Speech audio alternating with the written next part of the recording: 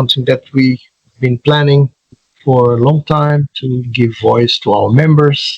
And today we'll have a webinar from Brazil with Silvia. I will present Silvia later on, but let me say a few words about the International Federation of Pedestrians. Some of you might not be very familiar. We were founded in 1963, so grown-ups by now. And right now we have about 50 members in around 40 countries. As you can see, in Europe, most countries are present, our members. Our organizations vary quite a bit. Sometimes they are very small, sometimes they are very professional. Sometimes they have to worry about snow, sometimes they have to worry about abandoned dogs that are dangerous for pedestrians. So there's all kinds of problems that pedestrians face around the world. We are recognized by the United Nations. We have a presence in the UNEC, which is the Global Forum for Road Safety, where all the laws and traffic signals and regulations that are in most countries of the world, that's where things come. So we are the voice of pedestrians in those meetings in Geneva. We collaborate sometimes with the World Health Organization and other organizations from organs. We, in the last few years, in the last 5-6 years, we've been having quite a few European projects where the money is available right now is in Europe. So that's where we have been more, which finished in 2020, was during COVID, was a complicated project during COVID in lockdown, but it was about multimodal optimization of road spaces in Europe. So if you want to visit the websites of any of these sites, please do contact us and do visit. We are right now working with Reallocate, which is a project about reallocating public space in favor of active modes, walking, cycling, and even public transport. And we have Upper, which is about increasing public transport, and our message there is quite simple. Nobody flies to bus stops or train stations. Most people walk, as you probably have noticed, and Just Streets, which is a project is about mobility justice. So the importance of marginalized groups in society that don't participate much, and how mobility can be, in fact, very unjust for some of them.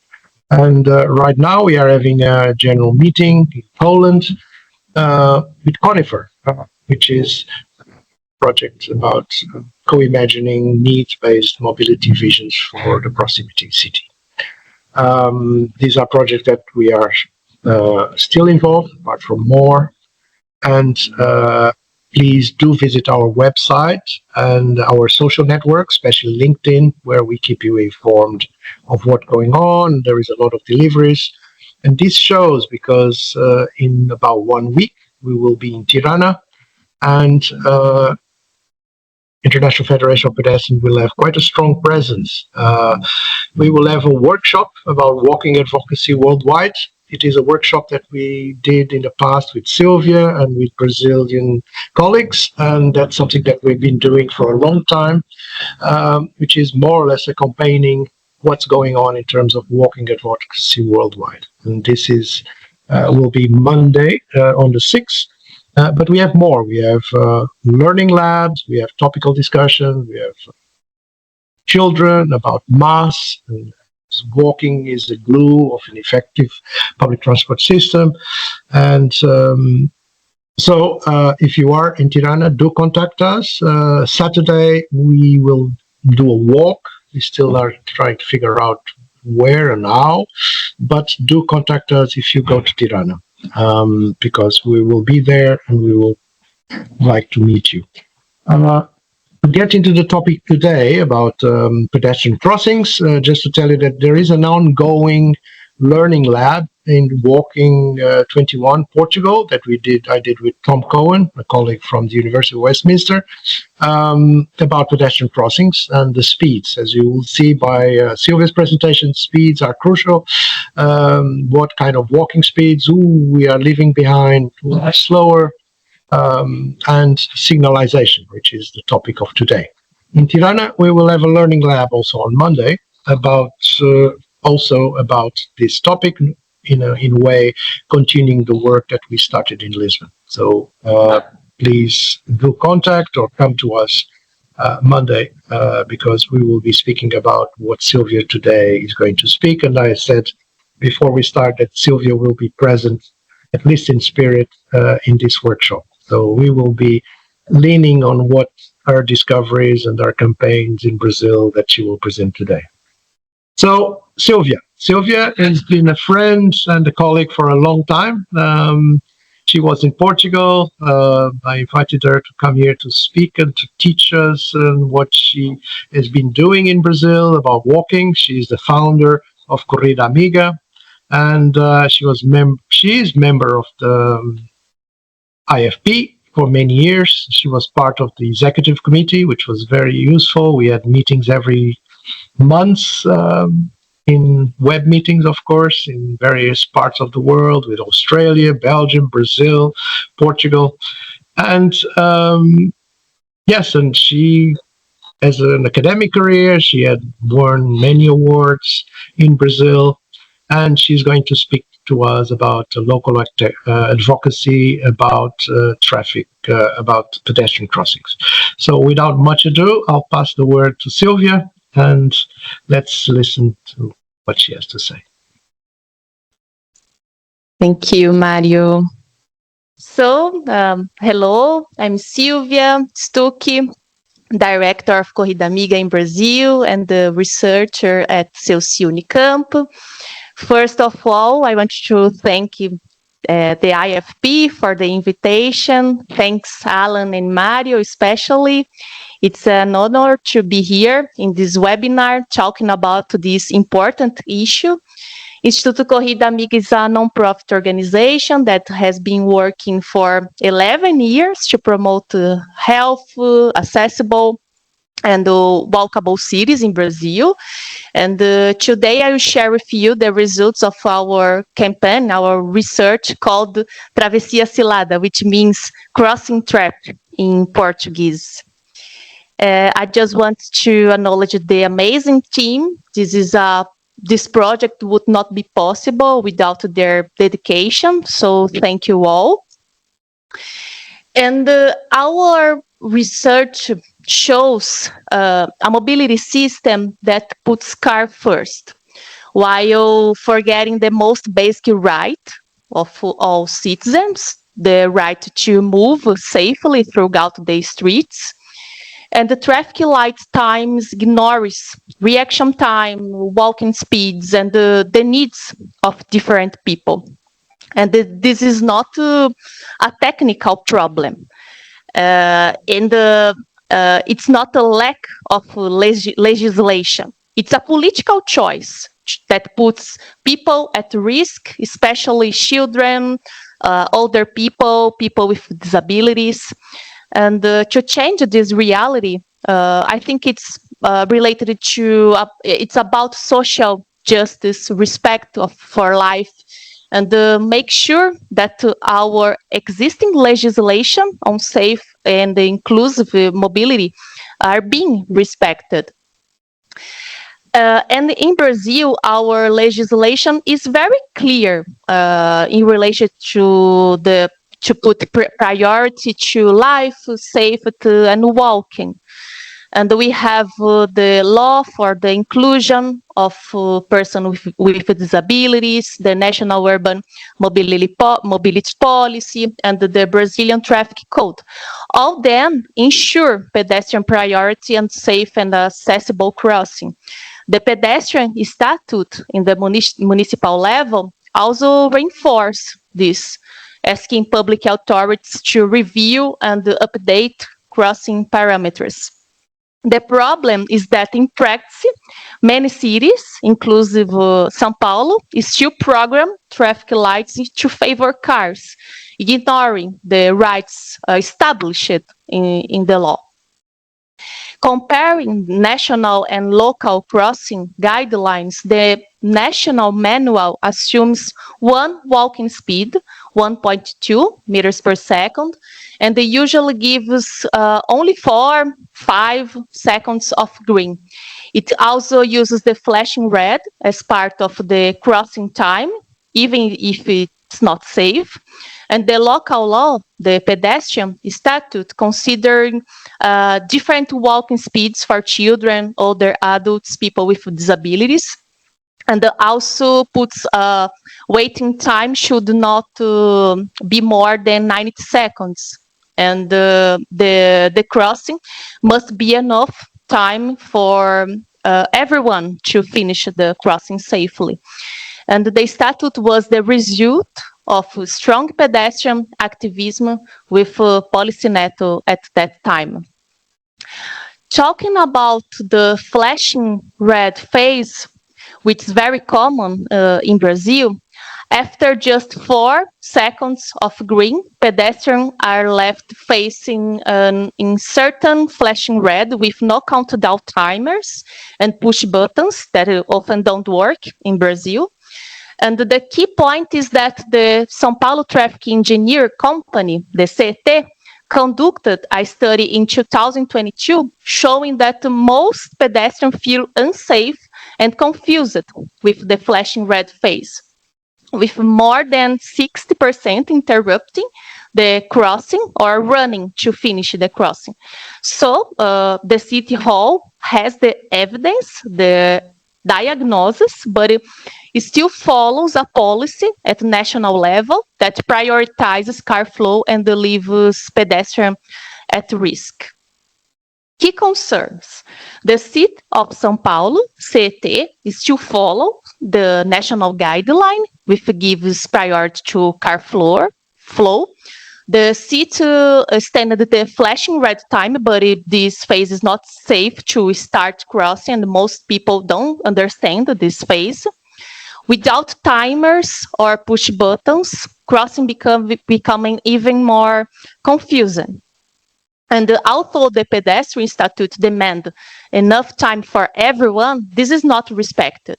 So in practice, national rules are used by the City Hall and CET to justify unsafe practices by the City Hall. While the more progressive local law, the pedestrian statute, continue without application.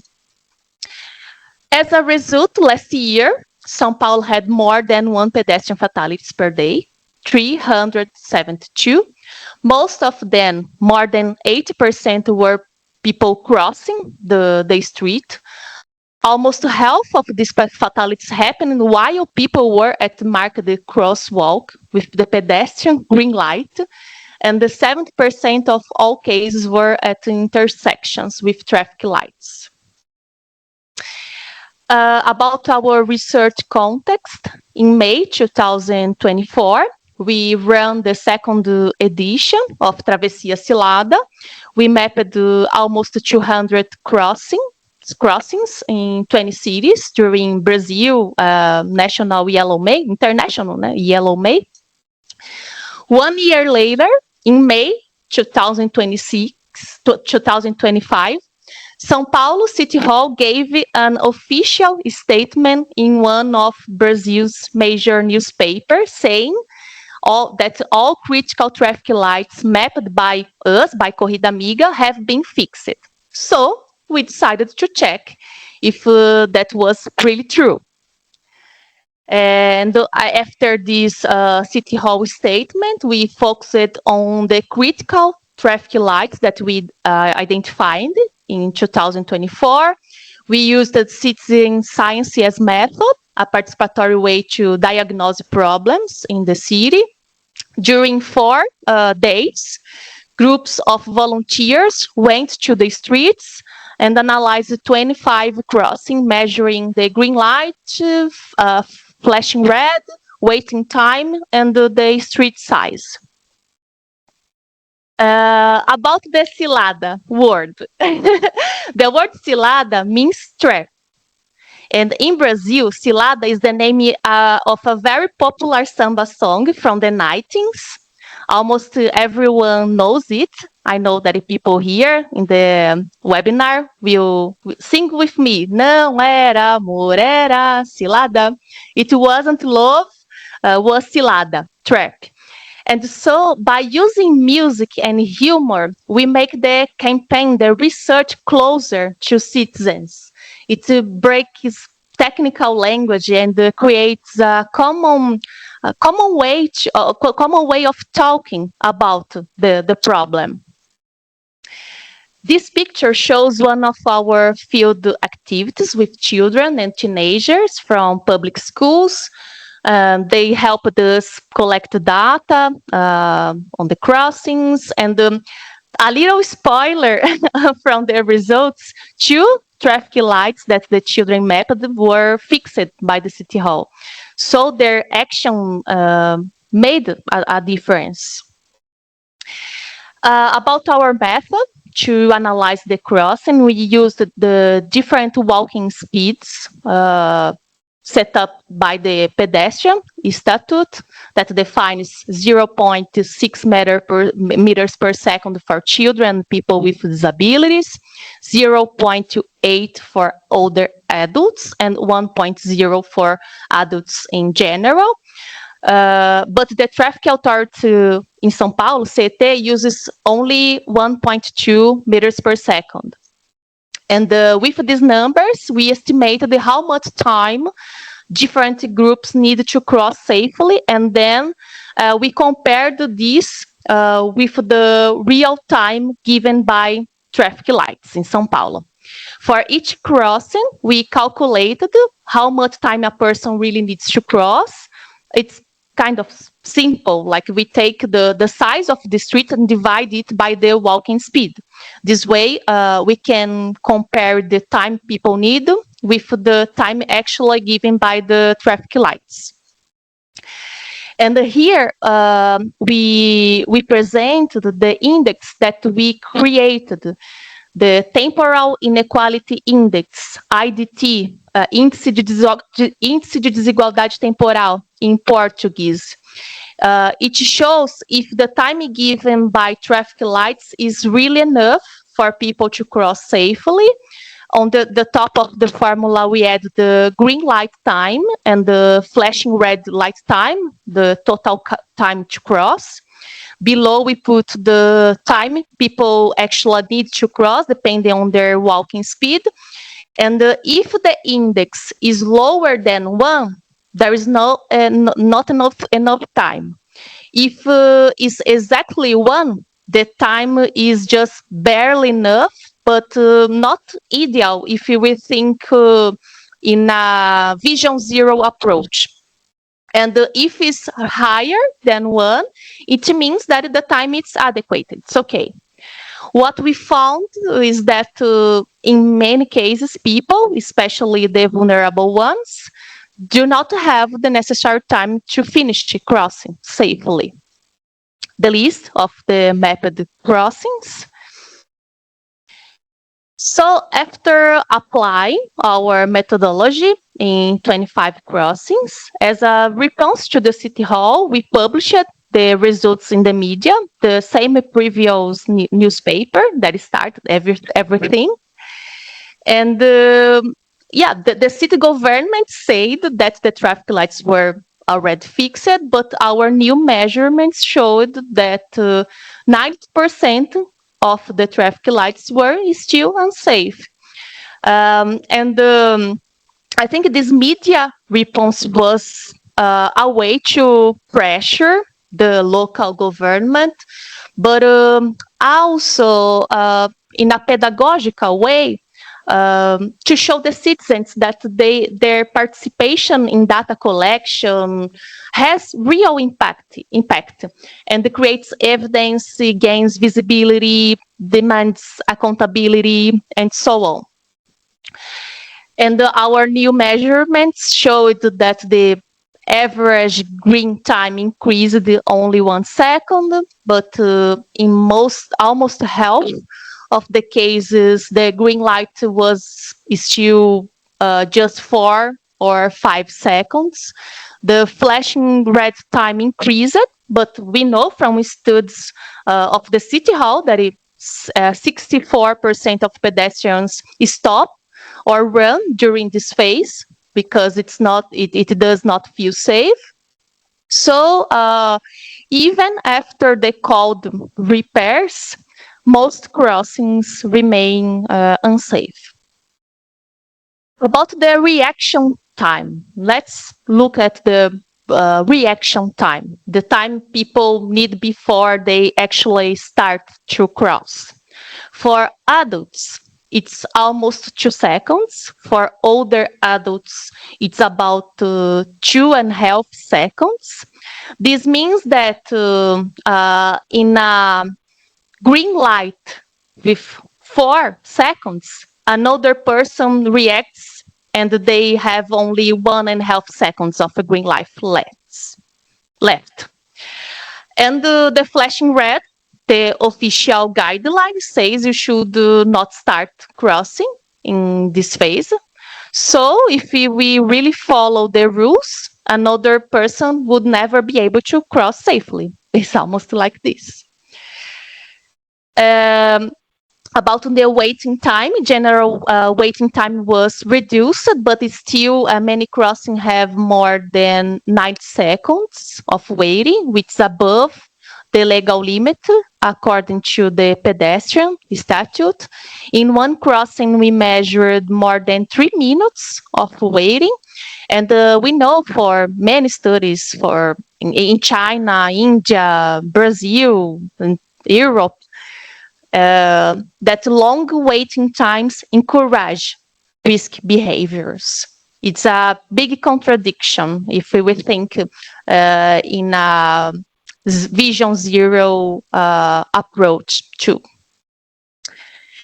And about the temporal inequality index, this index shows something very serious.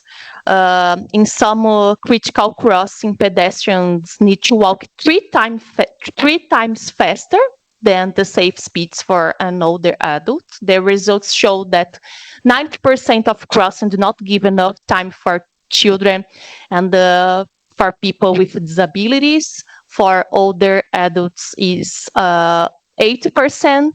Yeah, and so the way that the lights are programmed makes the city unsafe for the most vulnerable people.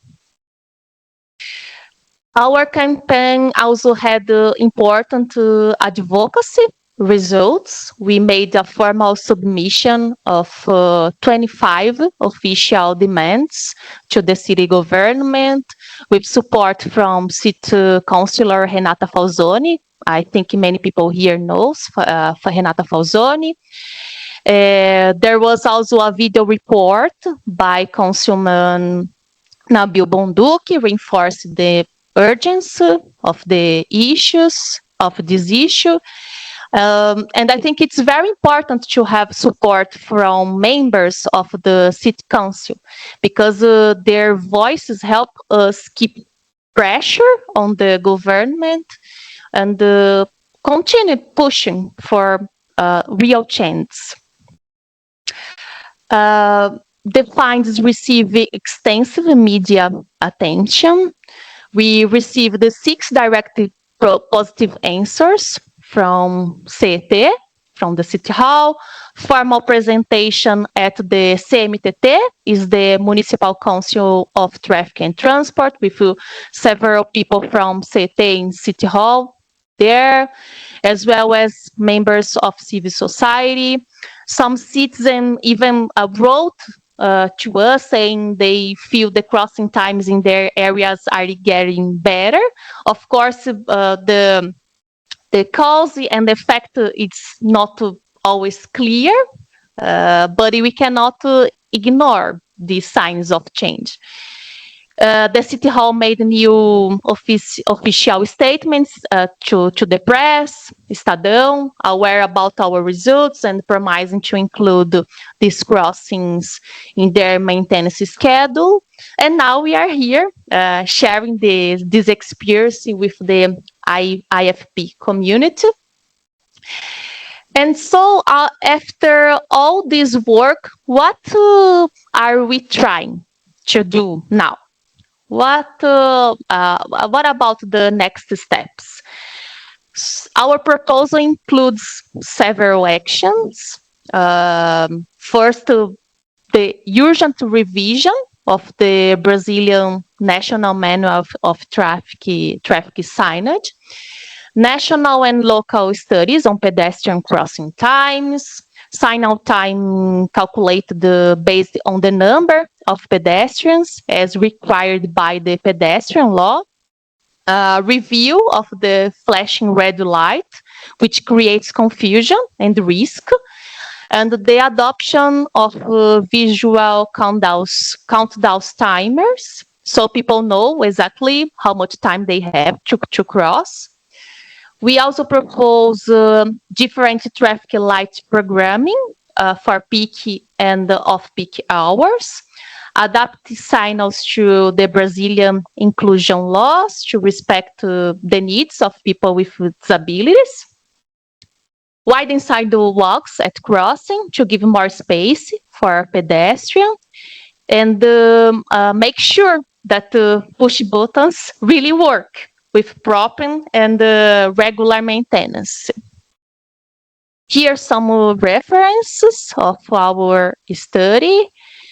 And yes, I finished my presentation here. Thank you very much for your attention. We hope our experience can inspire other actions in other cities. Here you can find our contacts, and now I will be happy to answer any questions. Thank you very much. Thank you, Silvia. Questions? I have, but I let people. Oh, here it is. Here, please. Well, first of all, a comment. I mean, fantastic work, Silvia. I mean, this is really valuable stuff. This is, I mean, on all kind of levels. I mean, it is sound scientific data, but the way that you also incorporated citizen science in this whole thing and so on. I mean, this is really wonderful stuff.